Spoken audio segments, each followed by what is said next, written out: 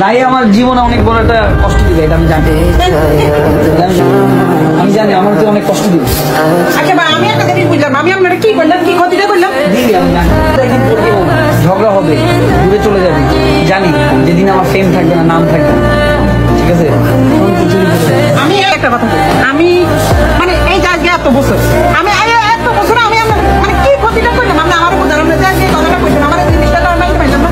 আমি কি এমন করলাম? আমি এইটাই বুঝি, আমি এত কিছু করি, এত কিছু করি, এত কিছু করি, তারপর আমি মানে মানে ভাইয়ের মন মানে মন মতো হইতেছি। আমি কথা বলি, টাকা পয়সা গাড়ি বাড়ি নিয়ে কেউ কখনো যাইতে পারবে পারবে? মাটিতে যেতে পারবে? কিছু হবে না। ধৈর্য, একটু ধৈর্য ধরে সবাইকে সুস্থ রাখে, ভালো রাখে, খুশি রাখে, তাড়াতাড়ি বিপদ চলে যায়, সেই দোয়া কামনা করছি সব।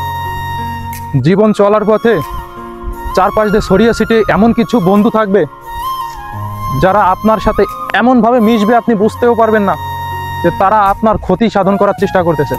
প্রতিদিনের নিত্য নতুন ছলনায় আপনার মনে জায়গা করে নেবে।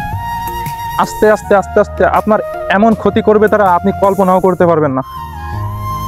তাই বন্ধুত্ব করার আগে অবশ্যই বুঝে শুনে বন্ধুত্ব করবেন।